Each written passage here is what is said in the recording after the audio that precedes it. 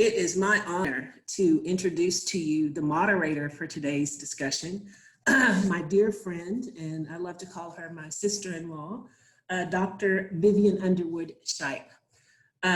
She is a native of Knoxville and retiring in 2018 after 35 years of service at the United Post Service, or the Post Office. She returned to her federal service back last year, 2019, to work as a recruiter for the U.S. Census Bureau. And she has been able to recruit like over 3,500 citizens in the Knoxville and surrounding counties to serve as census takers. Vivian has a number of committees and boards in which she serves. Just a few of those. She serves on the Knoxville Suffrage Coalition and the State Board of Directors at the League of Women Voters. As a community advocate for over 45 years, I could sit and talk for the next half hour about all that Vivian has done and contributed to this community. To me, I know her as a mom of 3, the grandmother of 6, and the great-grandmother of 3, and also a fellow Trekkie. So it is my great honor to introduce to you our moderator for today, Dr. Vivian Shipe. Vivian? Thank you, Margot, and good afternoon to everybody that is joining us. We're excited today to be able to do this webinar, and I'm really excited because of the 2 panelists that we're going to be bringing before you. They're going to give us a really well-rounded and informative conversational view for our gathering today. I like to look at them as like a kind of from boots on the ground to a voice in the government tag team. So our conversation today is on what your nonprofit can legally do in an election. So to set up the conversation, I want you to remember that there is an election effect on nonprofits that's different from other organizations. So while the panelists are going to enlighten us, let us listen for and remember these kind of terms and instances. I want you to listen for politics being a major event, that there is an effect of partisanship, the effect of donors, the loss of your nonprofit status, platforms. We're going to listen to them as they talk about whether speakers can be at your events, and specific rules of do's and don'ts. So as we get ready to begin, if you have questions, I'm going to ask you to put those over in the shared window, and we'll be able to get to those as we go through, and if not, we'll make sure you get the answers later on. So first of all, let me have the honor of introducing our panelists. One of our panelists is Stewart Clifton. He is from Nashville, Tennessee, and he serves nonprofits that seek to understand and impact public policy. His firm educates, consults, and responds to and monitors for, and I like this term, ethically lobbies on behalf of nonprofit client groups and people that he and his organization serve. I worked briefly with Stewart during my days back on the board with the League of Women Voters, and he's always been very informative. The other panelist we're going to have today is Joe Szakos. He is the founder and executive director and a longtime community organizer and author. He was a coordinator for Kentuckians For The Commonwealth from 1981 to 93, executive director of Virginia Organizing from 94 to 2017, and is now an organizer for that organization. He and his wife wrote a book I would like to get a hold of and want to read. It's called We Make Change, and it talks about lessons from the field. Remember I talked about boots on the ground. And as an aside, I want to also know that in the room is Brian Miller, who is the executive director of Nonprofit Vote. And he was also the former director for Tennesseans for Fair Taxation. So he may be able to enlighten us as we go through. So our process today is going to be to allow each panelist to respond to the questions that I present. And also at the beginning, remember at the end, if you have any questions, put them in the chat. So here's the first question that I want to put out, and I'll ask Joe to take the first lead on this. The first question that we received is, why are nonprofits under different rules in an election year? The main reason that nonprofits are under different rules is that we have certain tax advantages from the federal government. The IRS says we can take contributions and we don't have to pay taxes on that. And individuals get benefits from giving us donations. They get certain income tax benefits. So I think because of that special status, we're expected to stay in what you might call the neutral zone. We can be very active in elections, and we'll give you lots of ideas about how you can do that, but we can't endorse candidates. And I think that the whole notion of being nonpartisan reflects that, so that we can engage them, we can engage people in the process, but the bottom line is that because of the tax status that we have, by being a 501c3 organization in the eyes of the Internal Revenue Service, we can't endorse any particular candidates.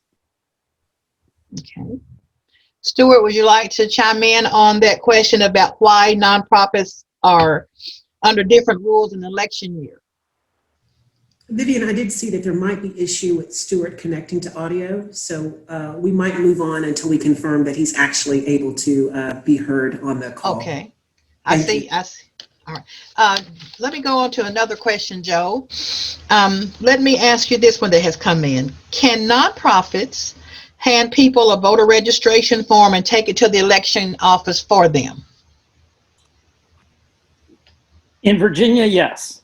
But I think that we should say that there are people from 4 different states who might be viewing this, and it's really important for them to know the rules of their particular state and also their locality. So in Virginia, if an organization wants to register voters, we have to tell our Department of Elections, like, hey, we're over here, we're going to register voters, because Virginia requires at least one person in an organization to go through an online training and say, and basically declare that our organization is going to register voters. The training just helps you learn how to do the voter registration form, make sure it's all filled out. Again, in the Virginia context, when we collect those voter registration forms, we have to make sure that we don't copy any social security numbers. We have to make sure that we give the local registrar an alphabetized list of those we're turning in. And we have to actually give every person who registers a receipt. You just tear it off the bottom and you say, here, and the organization has to put its contact information on that so that if there's any question, that person knows who registered them. We have an advantage in Virginia is that we can turn them into any registrar, and we can also turn them into the state. We don't have to turn it into the locality of that particular person. So again, you have to really check with your local registrar and your state Department of Elections on what the rules are. But all states provide opportunities where people can register other people and collect those forms and turn them in.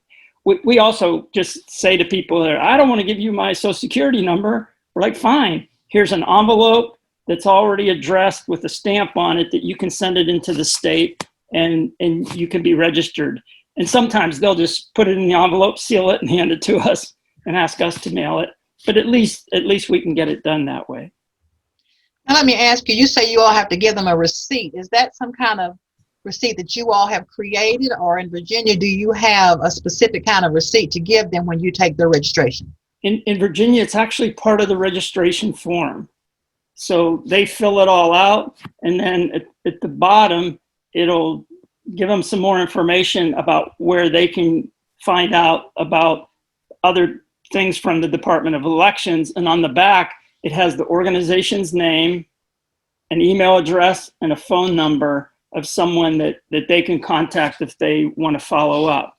And again, we tell them, this is your receipt. If you don't hear from the Department of Elections in about 2 weeks by mail, they're going to confirm receiving your voter registration form. If you don't get that, you can tell them, hey, I did fill out this form on this date, and to make sure that nothing gets lost along the way. Okay. All right.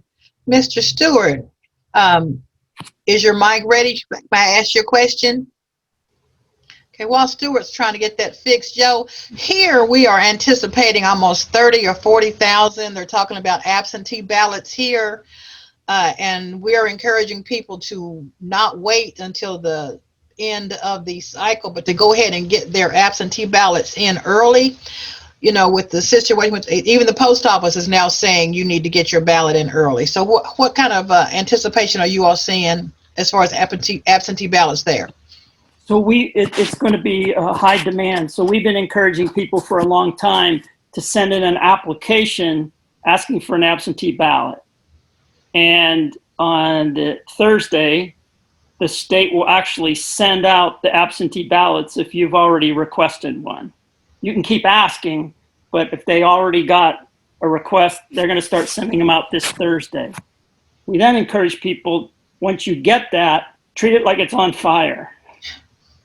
Fill it out, and you can mail it back in, or you can drop it off at the local voter registration office. Or in Virginia, we're going to also have some extra sites for drop boxes and satellite offices for the voter registration office.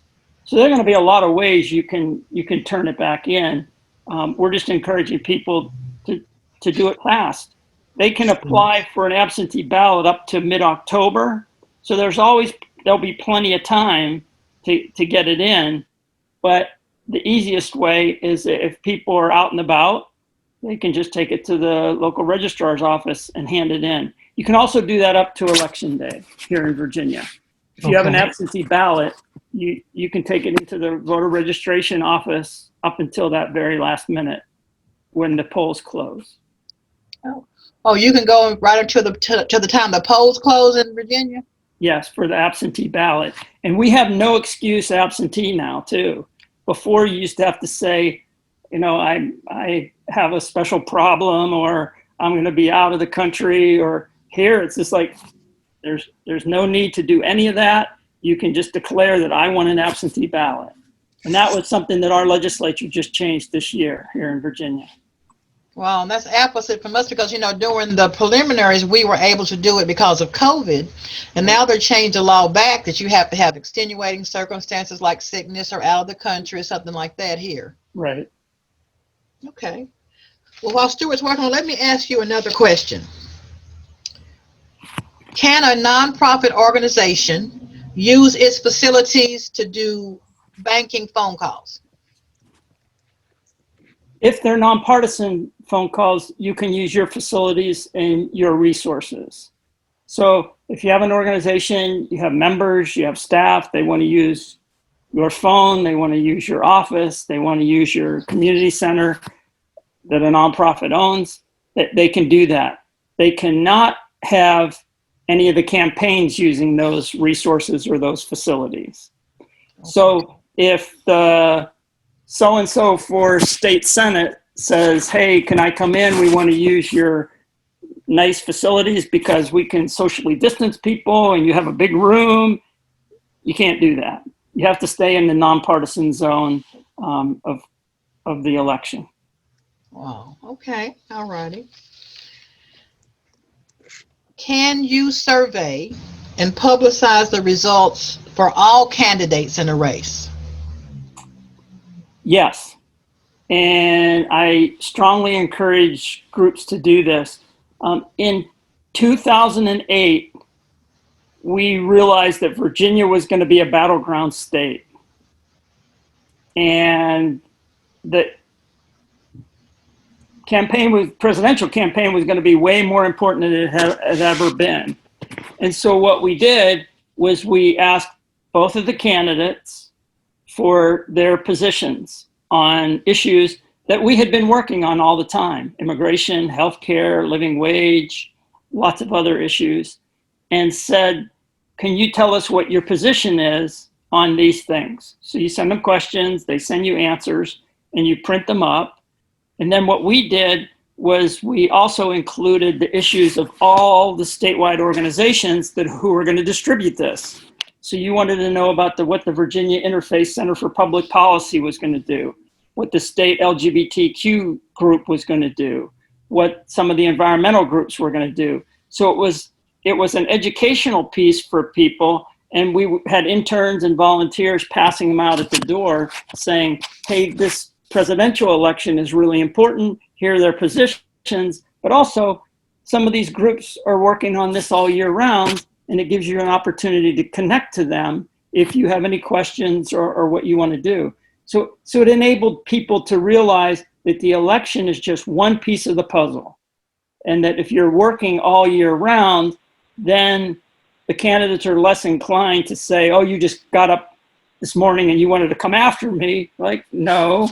And no matter who gets elected, we're going to hold you accountable once you're in, so that people got an idea of, I'm not just voting for them because, oh, we like the tennis shoes they wear or the hat they wear. We're really want it to be a substantial conversation about what their positions are. And I think it helps the candidates realize they have to say something meaningful.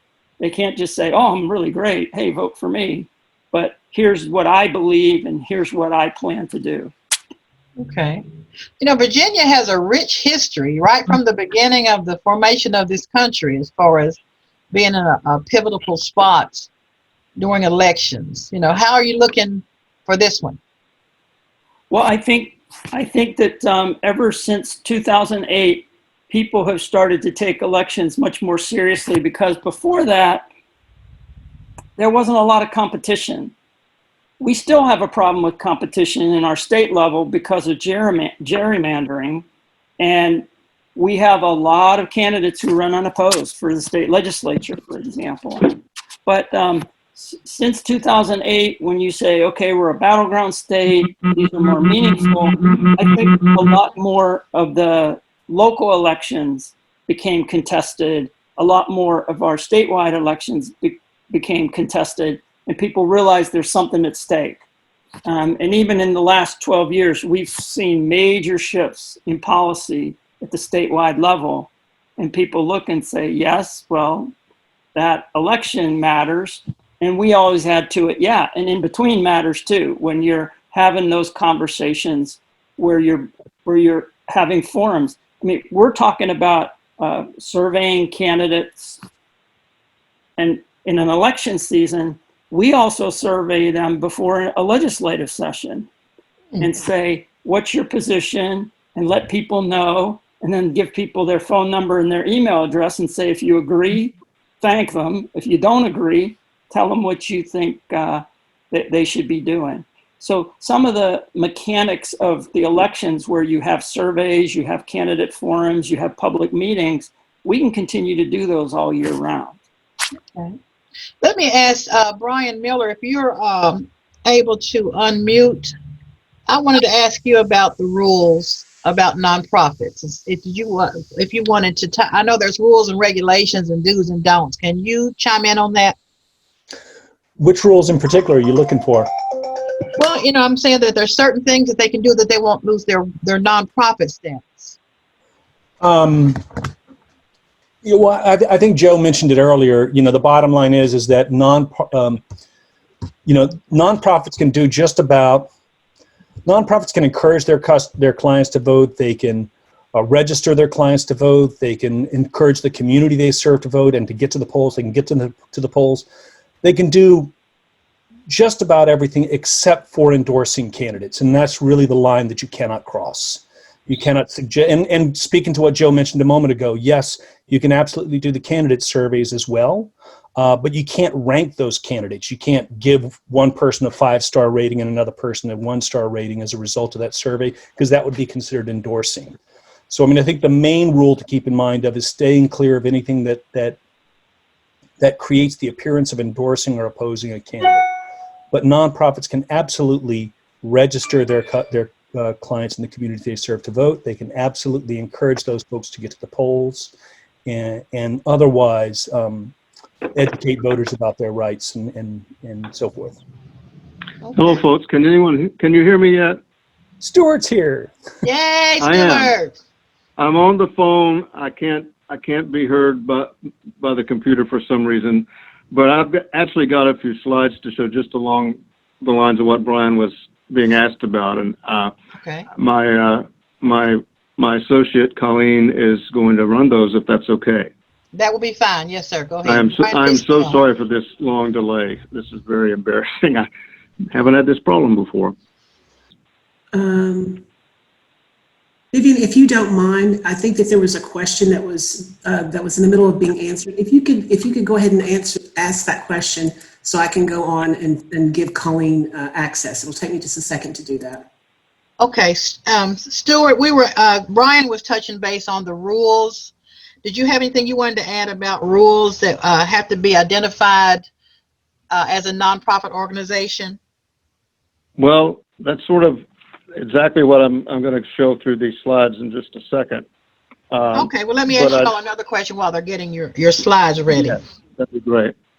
Can an employee that is part of a nonprofit organization run for office on a partisan platform? And we'll start with you, Stewart, and we'll go Joe and then Brian. Well, my view on this is that an employee can. They do not. You lose all their rights by simply working for a C3, and that's clear. But the C3 has an absolute ability to limit what employees can do. I believe they may not want you to do that, and then the issue becomes: can you separate your job from the time you spend campaigning for a partisan race? I have run for office successfully while working for a nonprofit C3, but it was a nonpartisan office. But I think you can still run, unless I'm wrong, Brian, or others. Okay. You can legally run, but you create I think a really difficult situation for your organization to try to hold firm that they're nonpartisan, unless you have a job that's very limited, right? I mean, if you're the bookkeeper that nobody ever sees, that's really different. I found a couple times where executive directors were running for office and people had a hard time separating out, like, when are you on and when are you off and what are you doing and who are you? I mean, I even had a situation where my wife successfully ran for Charlottesville City Council and was on City Council for 8 years. And the car I drove did not have her bumper sticker on it because I didn't want to get people confused. Every meeting I would go to, I would declare that I am the executive director of Virginia Organizing. I am here representing the organization that's nonpartisan. That's who I am today. In other situations, I would have to declare, I am not here today as Virginia Organizing. I'm here as the spouse of an incumbent who's there. And, you know, because we work statewide, I didn't have to worry about it outside of Charlottesville. But I think that it does put some added pressures on the organization, and it has to be a really thoughtful decision, not just by that individual, but to pull more people in the organization into that discussion about what they were going to do. I also know a lot of people who just take a leave of absence, and they say, we're going to leave work for 6 months, we're going to run, and we'll see what happens. And they're real clear publicly about that division. Okay. Well, we're going to go ahead and turn the program over to Stewart and Colleen for this slideshow presentation, and then we'll go back to the questions. So if you guys will go ahead and take it over. Great. I think we're rolling now. Thank you so much for bearing with me. Colleen? So obviously some of this is very basic. You've probably been talking about it while I was busy trying to get on here. I think we're talking today not so much about C4s and not so much about PACs, but about C3s. There are obvious differences. A C3 is the traditional tax-exempt organization for most nonprofits. A C4 is more, has many more rights in elections, and in fact, it comes very close to being like a PAC, endorsements, contributions, things like that. But for C3s, that cannot happen. And let's move on to the next slide. Here, though, here are some things that can be done clearly by C3 organizations. Obviously, the basic one is conducting and promoting voter registration efforts, conducting Get Out the Votes drive. If it's a nonpartisan Get Out the Votes drive, that's not necessarily the case for C4 organization, but for C3, you can do that. You can educate voters on the process of voting and the political process generally. And let's see, host a candidate forum or debate, although there are some rules, some common sense rules, and some maybe esoteric rules about how to do that and whether it's a good idea to do it.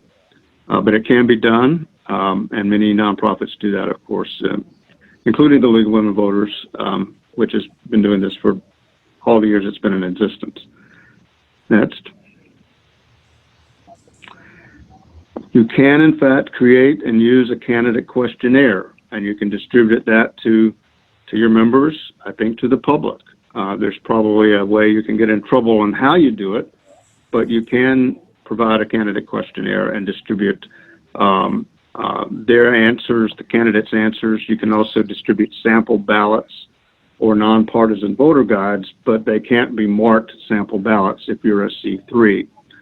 The other important thing to note is you can continue to do issue advocacy and lobbying as a C3, because as you probably know, and we all know, C3s are allowed to do a certain amount of lobbying, as long as it's not the primary purpose that they're organized for, and as long as they don't get over certain expenditures. So issue advocacy that you've been doing before an election can continue by a C3.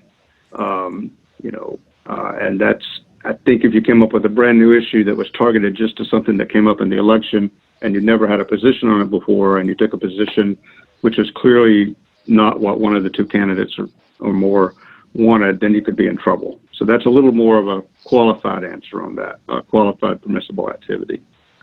Next. Obviously, you can promote and host a community conversation on a ballot issue, a ballot measure, not just campaigns and candidates, but also initiatives, charter amendments, things like that.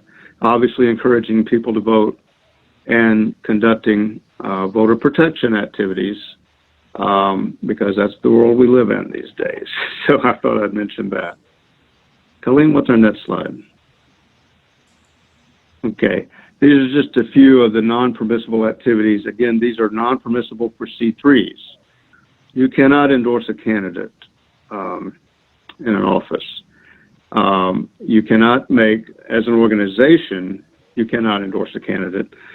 You cannot make a campaign contribution as a C3, which is one of the major distinctions between a C4 and PACs, both of which can make contributions to campaigns. And you cannot rate candidates on who is most favorable to your group's position on issues. You can state their positions, but you can't say, this is our approved candidate because of these answers. So that's something Brian and others may have a little bit more to say about. So those are non-permissible activities. Colleen, do we have more slides? I can't get them from here. I did want to mention, and I thought about this before, not just because I knew Brian might be on here, but anybody's first place to go to think about this issue or to conduct a workshop is something called the nonprofitvote.org, which I think that's Brian's group. So I only stole about 80% of the information from that group. I hope nothing was incorrect, Brian. So that was sort of a quick run through of some slides. I had envisioned we'd have plenty of time for questions and answers, but I'm at the will of the group as to where we are in terms of how much time we have for the session and whether this is a time for more questions or not. Let me ask you two questions that came up when you were talking. You say you can host a candidate forum. Now, what happens if you have the forum and none of the candidates show up from the other party. So it becomes just one party speaking at the forum. Are you covered as a nonprofit, or gentlemen, what happens at that point? Well, there are groups which have decided that they will not do something like that without all candidates, and they invite all candidates. I think you do have to invite all candidates. The League of Women Voters of Tennessee, which has possibly the most experience with these in Tennessee, will not hold a debate unless everyone has agreed to it and shows up. That is not a legal requirement. It is the League's own position. So it's sort of up to the organization. If you've made good faith efforts to invite everyone, some people just don't show up, I think you can go ahead and hold a forum. I believe that's right. So Here's Dr. the question. If you talk about one person's sorry, stance, Dr. I'm sorry, go ahead, Joe. I didn't hear you. Yes, sorry. But one thing that I think is really important in all this is that our board has decided that we're going to listen to one lawyer, and that lawyer is our lawyer. So David Brian Rubenstein is going to give us advice. And when we asked David this question, he said similarly what Stewart said, and then he said, but don't do it. And our board said, okay, because part of it was he was saying it not just in the legal sense, but he said, you're not just active in this one election. You want to have relationships with state legislators all year round, and you are not going to get anything done by just being partisan, because the legislature is not going to, it's not going to work. You're going to have to cross some lines sometimes. We learned a really important lesson here in Virginia. To get Medicaid expansion through our state legislature, we had to get 17 conservative members of the House of Delegates to vote for it. And so then it became a question of how do you look at this over a longer term arc? But I think that it's really important that organizations know, like, okay, who's the final arbiter here? Who are we going to listen to? And because I think that you could get people to argue either side of this, but it was like, okay, he's going to have the interests of our organization in mind when he's given this advice. And I think that it also leads into understanding that, you know, we need to spend time knowing what the rules are. And actually, Virginia Organizing takes the same position as the League of Women Voters. If somebody doesn't show up, if you don't have both candidates, then we're not going to do this. And it can get really frustrating at times, but then we try to figure out other ways to do it. And one suggestion that I'll offer is that an organization can always do a briefing for the candidates. So for example, in a US Senate race years back, we asked both candidates, can we come in and talk to you about Social Security? And US Senator Tim Kaine said, sure, I'll talk to you. And we brought 5 people in directly affected by Social Security, had a conversation with him. We offered it to the person running for the other party, and we said, hey, can we come in and give you a briefing? And they said no. We said, okay, well, we've covered this because we've offered both parties. If they decide they're not going to do it. So when you get in cat and mouse where a candidate says, hey, I'm never going to show up at a candidate forum, you have an alternative here. You can offer them other means to try to get them to have conversations about things that are meaningful to your organization. One thing that I'm noticing is it sounds like your organization as a nonprofit really has to be concerned about the ethics and the integrity of its organization post-election, or, you know, you must always put that first. Right. Let me address a question that has come up. If you talk about one person's stance on a policy that you might be working on, do you have to also mention the other candidate's stance? That maybe what you were just addressing there, but just to put that out there, if there's another way that needs to answer that.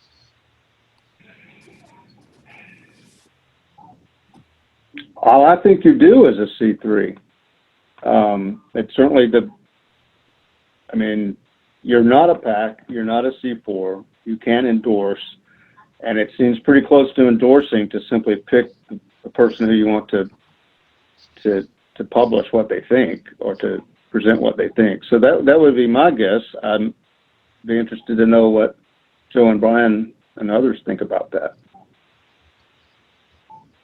No, I concur. You can't rank them. You can't say, hey, we agree with him and we disagree with her. And I just think I think it's important. I mean, the part of it too is this really does kind of reinforce the notion of what do you do all year round? Because we don't have to say, oh, Dr. Shipe, I disagree with that position you just said.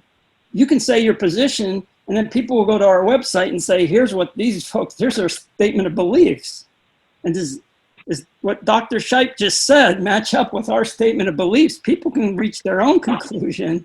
We don't have to say like, hey, look, they didn't really coincide with what we think here. So I think that's another part of it, because I think the other thing I want to acknowledge is that within Virginia organizing, not everybody agrees of 100% of what we do. You know, there are people who disagree, they have different viewpoints, and that's okay. That's what makes this pretty interesting and exciting. And so I think it's hard to just limit a candidate and say, okay, let's take a really narrow view of what they do. I think the important work of our organizations is to say, let's look at the totality of what this candidate's bringing us. What are they talking about? Does that reflect your life?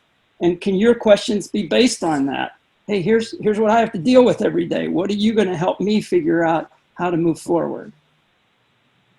Brian, do you have anything you wanted to add on that? I think they've covered it pretty well. I mean, I think, what Joe's saying about, how you do this work year round is absolutely important. But I think it's all been said. Let's talk about what we can do as a nonprofit during the election season. One of the questions that we've received is, can my nonprofit drive people to the polls because we know how likely they will be to vote for our candidate? That is a great question.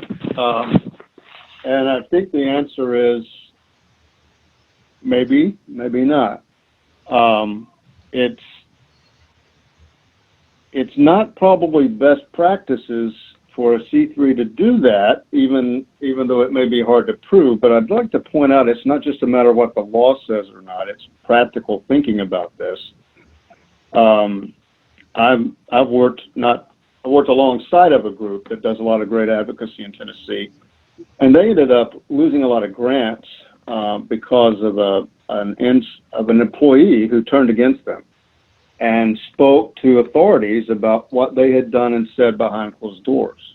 What they did and said behind closed doors was not exactly what the state legislature wanted to hear, since they were funding the group. So they got, they managed to get reinstated to good graces because the whistleblower was kind of over the top and wasn't accurate, but they lost grants because of it in the meantime. So that's another thing to think about. If something feels wrong, it may be wrong to do. It may be that you don't want to just go through your list of people you think might vote for the Green Party candidate or the Republican or Democratic candidate and say, oh, we're going to just call them, because, who knows what someone else in your office is going to think about that, or somebody might find out about it. Just an idea. Joe? We found that when we do offer rides to the polls, we make the number very public. From the radio stations, TV station, newspaper, like, hey, you need a ride to the poll, here's the phone number. And we instruct the people who are driving that they will have no bumper stickers on their cars. They will wear no partisan T-shirts. You will never ask that person, who are you going to vote for? Or who did you vote for? You can't prevent what that person says, but you can prevent what you say and do. And so you can't try to influence them in any way. You're being a taxi, and you want to make sure they get that. The other thing that we found is that we've deliberately asked neutral parties to be the taxi. the taxi companies, or to go to a group that people, local group that people respect, of maybe nurses or doctors, and just say, hey, can you do this? Can you provide this service so that we can all stay in the neutral zone? Right. Many groups would offer this. Many nonpartisan groups do offer this, and that's certainly the way to go, is to refer them to some group that's not known to be a partisan group, or maybe is not your own group. Especially if you're going to be largely taking people that everyone's going to say, well, they're obviously the Socialist Party candidate, or you wouldn't have taken them because they all live there in this little commune, something like that. Let me ask you this. Can we, Brian, did you want to chime in? If you don't mind, there's one that I was going to chime in on briefly. Yes. You know, one of the things that I think is important that, you know, Stewart lifted up is, you know, what's said behind closed doors. Because I think it's absolutely essential that your nonprofit is sincere in what it's doing. Because the law does say that you can totally register and engage a community, even if that community votes 80% Democratic or 80% Green Party, it doesn't matter, if you're doing it on the basis of principles that are not partisan.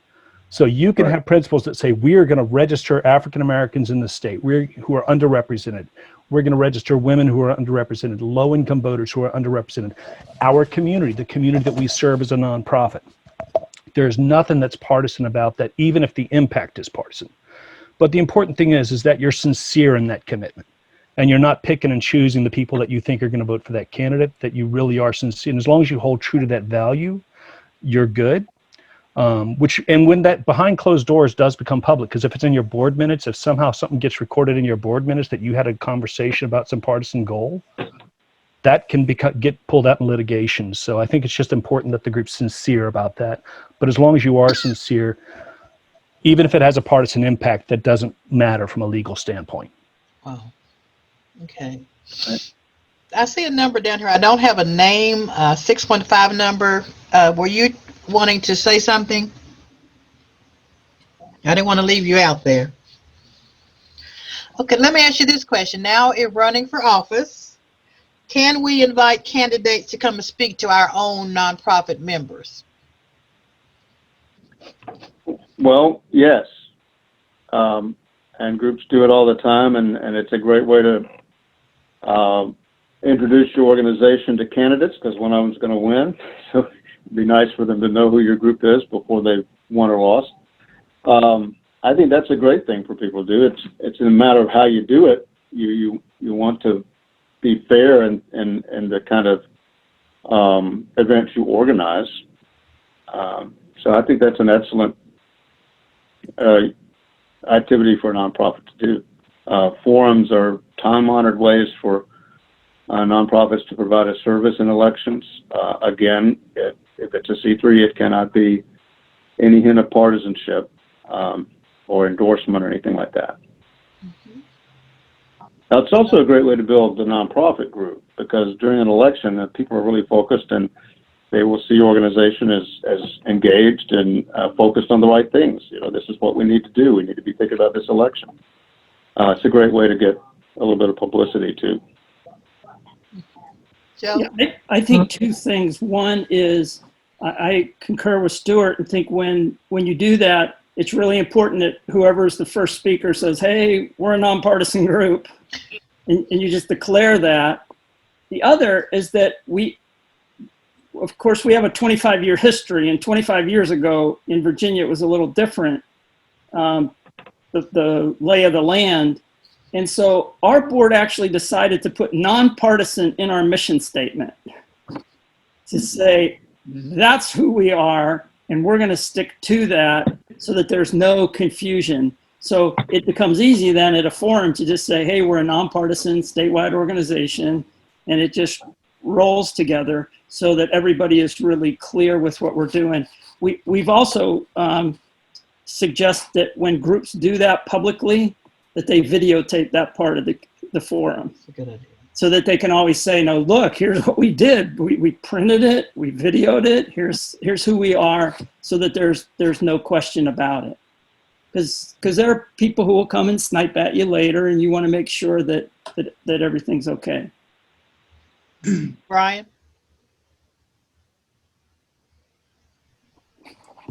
I think we're good.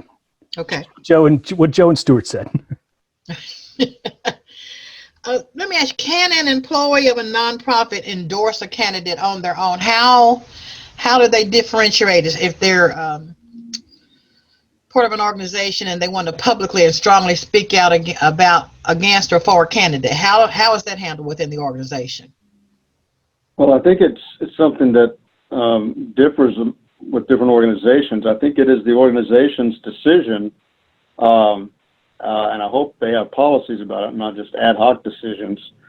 It's not a requirement in the law that an organization prohibit their employees from endorsing somebody, and it's done all the time. People do endorse just because someone works for, is on the board of a nonprofit group. They don't lose all their rights, but it's something that can be regulated and controlled by that organization. And they may have very strict rules about public endorsements, because if it's the executive director, it may be hard for the public to separate that person from the organization. And they may lose funding, they may lose credibility, things like that. Joe? I think that's perfectly clear. Thanks, Stewart. Okay. All righty. Now, I want to, we're getting close to 3 o'clock. And I want to be able to let each of you just kind of expound a little bit about what we're talking about. And Brian, you may also want to add into this, because we have a lot of organizations that are nonprofits, and you don't want to do something that you will mess around and mistakenly lose that nonprofit status. And before I ask the question, do you are there fines besides losing their nonprofit status? Do the people get fined if they violate that 501c3 ruling? I'll go with you. I think I'm going to defer to somebody else on that. I think there are multiple levels to this. One is you do put your tax exempt status in jeopardy, potentially.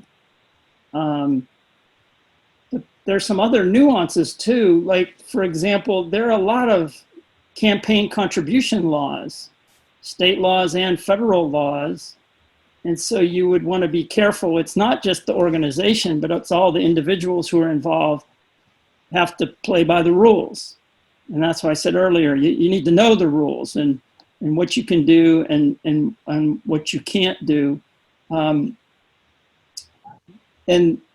the other part of this is, do you put a candidate in jeopardy? Yeah. Because if both legally and just generally, if a candidate says, "Oh, I got a bunch of money from this nonprofit," and then you got this foundation over here who gave you some money, and they're fussing with you, and the IRS is fussing with you, and the Department of Elections fussing with you, you don't want to get into all that fussing, right? Even if you haven't violated any laws, it can sure look pretty messy in what you're doing. So I think that part of it is people are going to make mistakes, right? People are going to pass out a flyer and say, "Oops, I shouldn't have done that." What we do is declare very quickly, like, we shouldn't have done that. And we write to the Department of Elections, and fortunately we never had to write to the IRS, but I would write to the IRS and say, "Hey, we made a mistake here, and we're going to remedy this."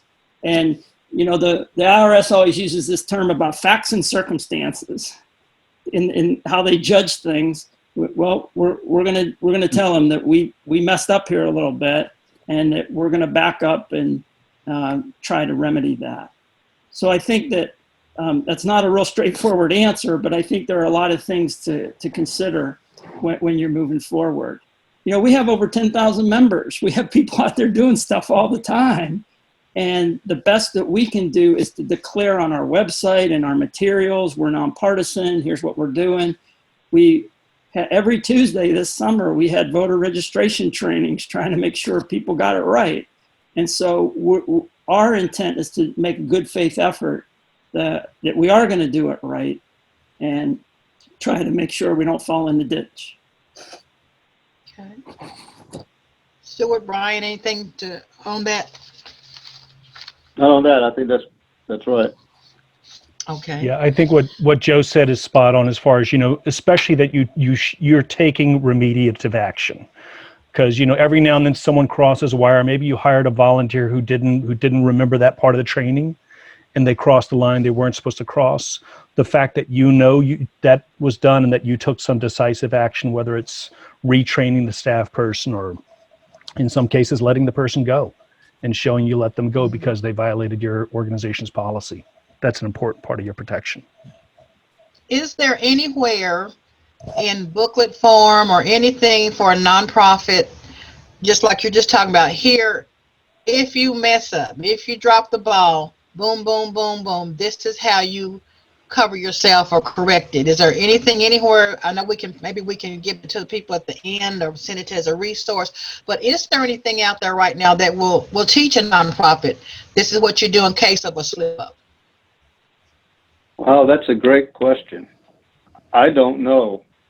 It'd be a great thing to develop. Brian,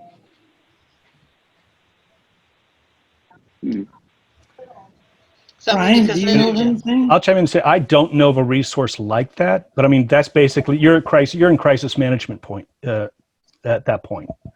And so I think everything Joe just outlined is exactly what you would need to do. You would need to show that you're taking action, that you're making some remediation, you're retraining, et cetera, and that you're not going to make it happen again. I think when you demonstrate that to the election officials, you give your organization a significant amount of cover. It's not a silver bullet, but because when he started naming, we would write to the election commission, we would write to the IRS. People don't know, well, who do I write to? Who do I send the attention to? What does it need to say? Just like he gave the wording for it. How do I cover myself with the IRS? Facts and circumstances. That's something I think that somewhere that needs to be developed. You guys might want to I'm just putting that out there, that that would be a great resource for people. Yeah, I do. Ready to close out, guys. I'm gonna give each of you about maybe 3 or 4 minutes. I'm gonna start with Joe, then Stewart, then Brian. Just kind of wrap up. Let's give the people a little something to take with them. Just I'll let you start, Joe. Okay, thanks. Appreciate everybody being on.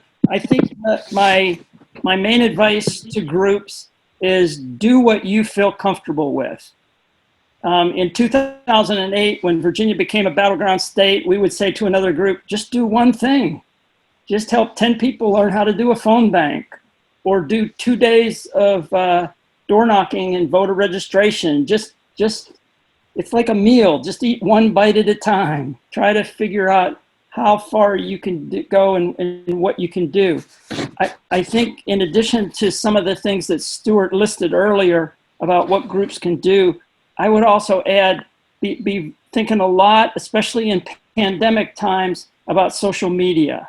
Yeah. What do you put on Facebook? What do you put on Twitter? What can you get people to write letters to the editor to encourage people to register, give them the deadline, how they can do absentee ballots? And the last thing I'll mention is that we all have the best thing, I think, of how to participate in an election during a pandemic. And I'm holding up my cell phone. This is it. When Walter Davis calls me, it says on my phone, Walter Davis. I'm going to answer the phone. If some anonymous phone banker calls me, I'm going to look at that number and say, no way, I'm not dealing with that. It's probably somebody else trying to get me to sign up for Medicare. So, but this phone, if you just take your own contact list, call them, text them, and say, hey, there's an election coming up. I want to make sure you're registered to vote. Here's where you can go online in Virginia to register. You need some help? Let me know. And hey, by the way, can you pass on to people on your contact list? I think this is a simple way to do it, and you don't get into any of the ditches that we're talking about, right? You don't fall off the cliff. You can stay nonpartisan. You can stay really focused. This is about registering voters and getting them out to vote. How do you get an absentee ballot? They can always pursue in other ways what the candidates' positions are, what other things that they want to know. But the basics that a group can absolutely do about voter registration, get out to vote, absentee ballots, you can do a lot of that just based on the people you have and their own cell phones and your own lists. So for example, an organization that has 10,000 people on their list, they can send out e-blasts and say, here's that same basic information. Okay, thank you. Stewart? Good point.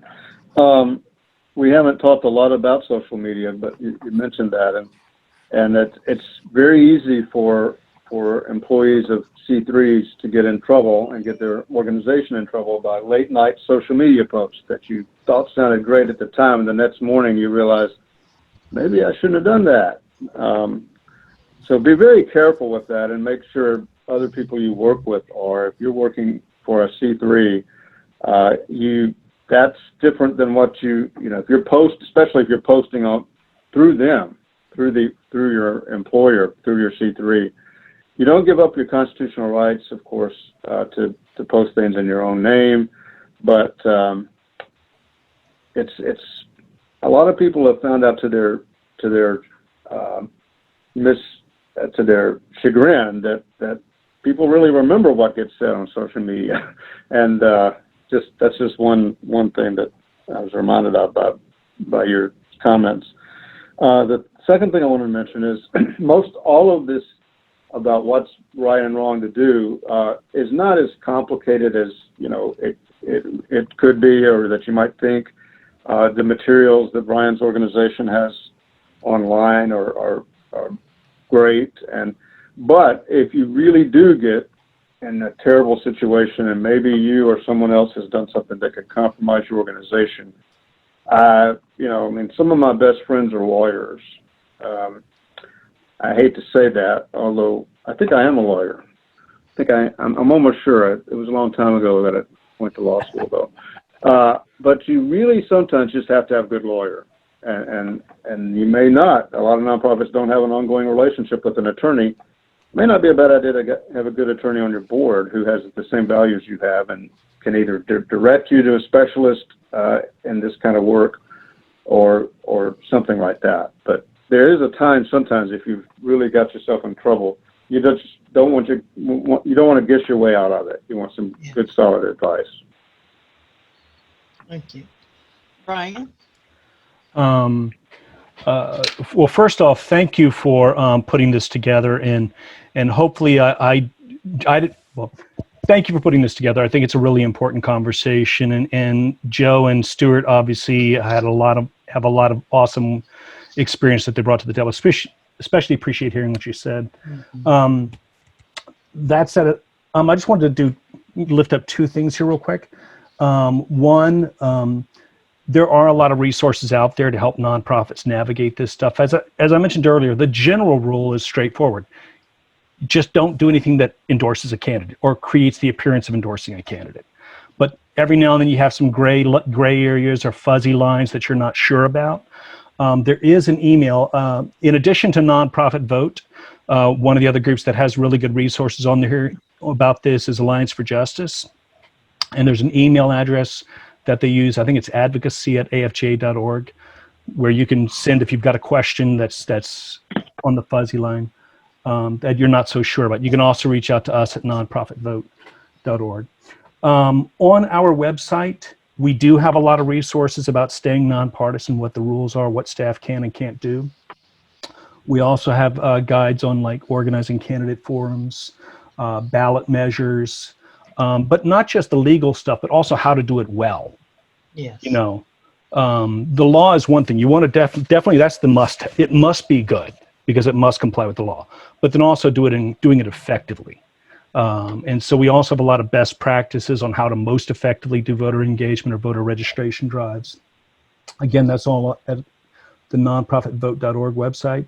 The last thing I'll say is we are 1 week from one of the biggest voter registration holidays in the country, National Voter Registration Day. And if anyone isn't plugged into that, September 22nd, next Tuesday. There will be a coming together of organizations all across the country, businesses all across the country. Your Facebook feed will light up. Your Twitter handle will light up. You'll see a Google Doodle. You'll see all sorts of things happening. Election officials are coming together for National Voter Registration Day. It's an opportunity that and it's nice because we have Republican and Democratic election officials championing this. We have major corporate partners. We have everyone from Walmart going to be running promos in their stores to, digital platforms doing things. It's a great space for nonprofits to step out and start doing voter registration work if they're not already doing so. I know it's short notice because it's only a week away, but you can learn more about that at nationalvoterregistrationday.org as well. Thank you. Thank you again. I sure appreciate you, gentlemen. Before I turn it back over to Walter to close us out, I wanted to also, in addition to what Brian is saying, is to remind everyone that we are now exactly 2 weeks away from the end of the census. September 30th is the end of the census. We are still trying to get response rates up, so I'm asking you and your organizations to please get the word out. 2020census.gov. My organization, Voice of the Voices, is doing everything we can here in Knoxville to get our response rates up. And don't forget about early voting. Remember, absentees here are from the 27th of October to 11/3 to get your ballots. I'm telling everybody to get your ballot in by October 15th because they're already saying at the post office we need to make sure that we get those ballots early. So I thank you all for allowing me to be your facilitator. I am going to turn it over to Walter so that he may close us out. And thank you again.